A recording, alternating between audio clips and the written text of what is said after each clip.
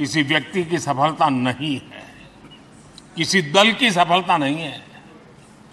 भारत के federal structure ने, भारत की विविधता ने 60 स्थानों पर 200 से अधिक समिट और उसकी मेजबानी हिंदुस्तान के अलग अलग रंग रूप में देश की अलग अलग सरकारों ने बड़े आन बान शान से की और ये प्रभाव पूरे विश्व भर के मन पर पड़ा हुआ है।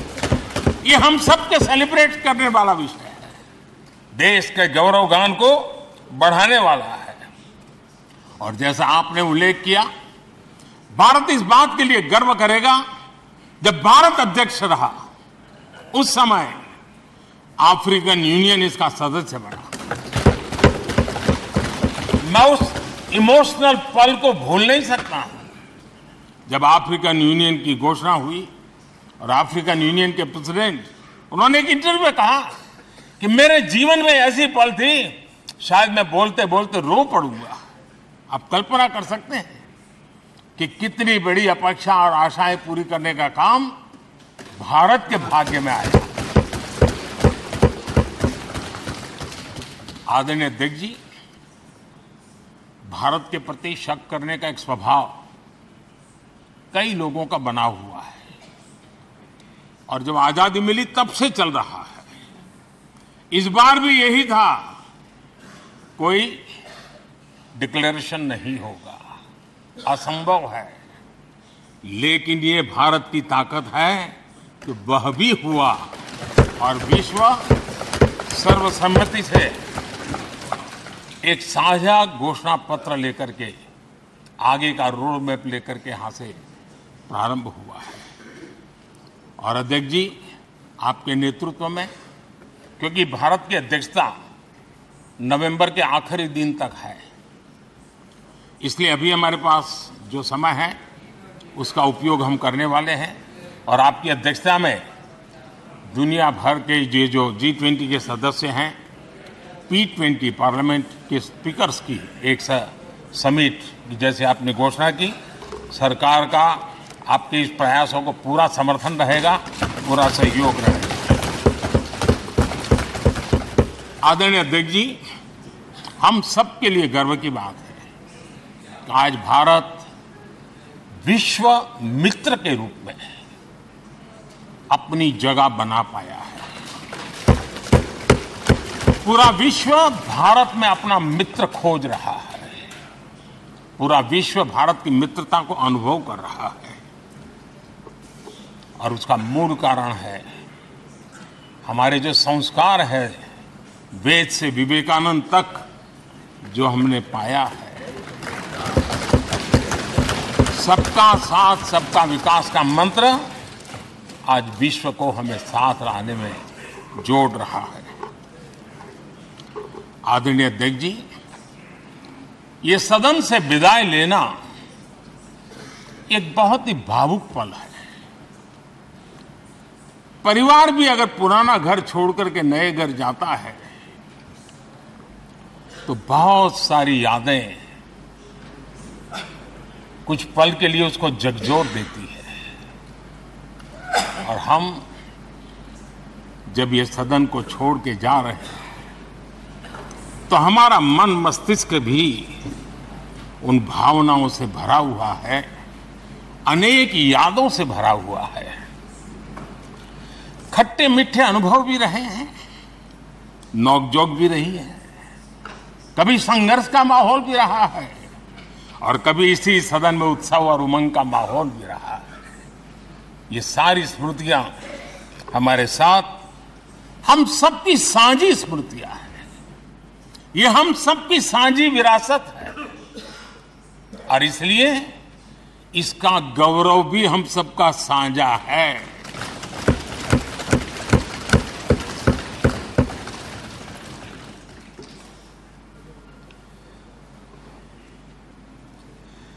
आजाद भारत के नवनिर्माण से जुड़ी हुई अनेक घटनाएं इन 75 वर्ष में यही सदन में आकार लेती हुई हमने देखी है।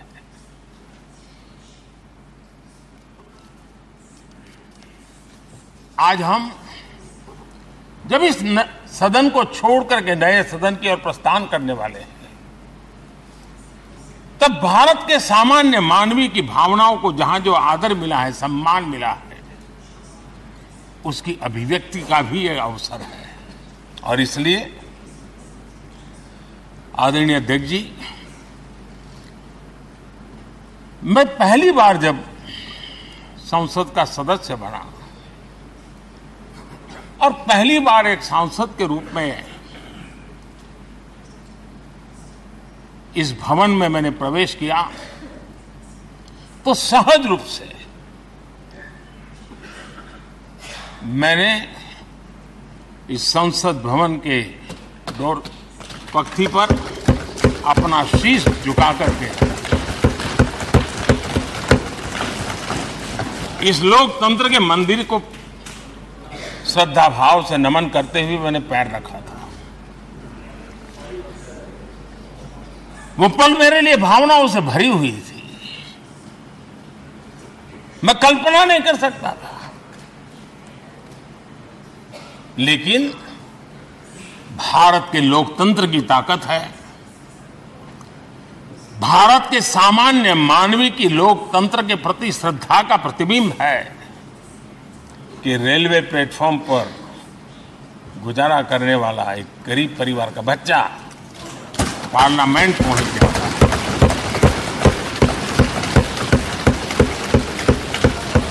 मैंने कभी कल्पना तक नहीं की थी कि देश मुझे इतना सम्मान देगा, इतना आशीर्वाद देगा, इतना प्यार देगा। सोचा नहीं था अध्यक्ष जी। आदरणीय अध्यक्ष जी, हम में से बहुत लोग हैं जो संसद भवन के अंदर जो चीजें लिखी गई उसको पढ़ते भी रहते हैं, कभी कभी उसका उल्लेख भी करते हैं। हमारे यहाँ संसद भवन के प्रवेश द्वार पर एक छांदोग्य उपनिषद का एक वाक्य है, लोक द्वारम करके पूरा वाक्य है। उसका मतलब ये होता है कि जनता के लिए दरवाजे खोलिए और देखिए कि कैसे वो अपने अधिकारों को प्राप्त करती है। हमारे ऋषि मुनियों ने ये लिखा हुआ, हमारे प्रवेश द्वार पर लिखा हुआ। हम सब और हमारे पहले जो यहां रहे हैं वो भी इस सत्यता के साक्षी है। आदरणीय अध्यक्ष जी, समय रहते जैसे जैसे वक्त बदलता गया, यह हमारे सदन की संरचना भी निरंतर बदलती रही है और अधिक समावेशी बनती गई है। समाज के हर वर्ग का प्रतिनिधि विविधताओं से भरा हुआ इस सदन में नजर आता है। अनेक भाषाएं हैं, अनेक बोलियां, अनेक पहरवेश हैं, अनेक खानपान है। सदन के अंदर सब कुछ है और समाज के सभी तबके के लोग, चाहे वो सामाजिक रचना के हो, चाहे आर्थिक रचना के हो, चाहे गांव या शहर के हो, एक प्रकार से पूर्ण रूप से समावेशी वातावरण सदन में पूरी ताकत के साथ जन सामान्य की इच्छा आकांक्षाओं को प्रकट करता रहा है। दलित हो, पीड़ित हो, आदिवासी हो, पिछड़े हो, महिलाएं हो, हर एक का धीरे धीरे धीरे योगदान बढ़ता चला गया है। आदरणीय अध्यक्ष जी, प्रारंभ में महिलाओं की सदस्य संख्या कम थी, लेकिन धीरे धीरे माताओं बहनों ने भी इस सदन की गरिमा को बढ़ाया है। इस सदन के गरिमा में बहुत बड़ा बदलाव लाने में उनका योगदान रहा है। आदरणीय अध्यक्ष जी, प्रारंभ से अब तक एक मोटा मोटा हिसाब लगाता था, करीब करीब 7,500 से अधिक जनप्रतिनिधि दोनों सदनों में मिलाकर के योगदान दे चुके हैं। इतने सालों में 7,500 से करीब करीब ज्यादा। इस कालखंड में करीब 600 महिला सांसदों ने भी इस सदन की गरिमा को बढ़ाया है, दोनों सदन में। और आदरणीय अध्यक्ष जी, आप जानते हैं कि इस सदन में आदरणीय इंद्रजीत गुप्ता जी 43 ईयर, अगर मेरी गलती नहीं हो तो 43 ईयर इस सदन में लंबा समय बैठ करके इस सदन के साक्षी बनने का उनको सौभाग्य मिला था। और यही सदन है आदरणीय अध्यक्ष जी जहां शकीकुर रहमान जी 93 की एज में भी सदन में अपना योगदान देते रहे, जबकि उनकी उम्र 93। और आदरणीय अध्यक्ष जी, ये भारत के लोकतंत्र की ताकत है कि 25 साल की उम्र की चंद्रमणि मुर्मू इस सदन की सदस्य बनी थी। सिर्फ 25 साल की उम्र की, सबसे छोटी उम्र की सदस्य बनी थी। आदरणीय अध्यक्ष महोदय, वाद विवाद कटाक्ष ये सब कुछ हम सब ने अनुभव किया है, हम सब ने इनिशिएट भी किया है, कोई बाकी नहीं है।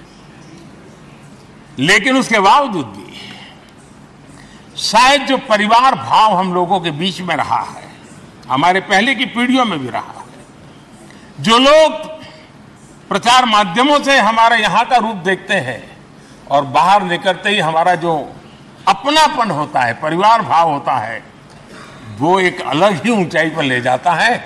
और ये भी इस सदन की ताकत है, एक परिवार भाव। और उसके साथ साथ हम कभी कड़वाहट पाल करके नहीं जाते हैं, हम उसी प्यार से सदन छोड़ने के कई वर्षों के बाद भी मिल जाए तो भी उस प्यार को कभी भूलते नहीं है, उस स्नेह भरे याद दिनों को भूलते नहीं है। वो मैं अनुभव कर सकता हूं। आदरणीय अध्यक्ष जी, हमारे पहले भी और वर्तमान भी हमने कई बार देखा है कि अनेक संकटों के बावजूद भी, अनेक असुविधाओं के बावजूद भी सांसद सदन में आए हैं और उन्होंने शारीरिक पीड़ा भी असह्य हो तो भी सदन में एक सांसद के रूप में, जनप्रतिनिधि के रूप में अपना कर्तव्य निभाया है। ऐसी अनेक घटनाएं आज हमारे सामने हैं। गंभीर बीमारियों के बावजूद भी कोई व्हीलचेयर में आना पड़ा, किसी को डॉक्टरों को बाहर खड़े रख करके अंदर आना पड़ता, लेकिन सभी सांसदों ने कभी न कभी इस प्रकार से अपनी भूमिका निभाई। कोरोना काल हमारे सामने उदाहरण है। हर परिवार में रहता था कहीं बाहर जाए तो मौत को बुलावा न दे दे, उसके बावजूद भी हमारे माननीय सांसद दोनों सदन में कोरोना काल के इस संकट की घड़ी में भी सदन में आए, अपना कर्तव्य निभाया। हमने राष्ट्र का काम रुकने नहीं दिया। आवश्यकता पड़ी, डिस्टेंस रखना भी था और बार बार टेस्टिंग भी करना पड़ता था।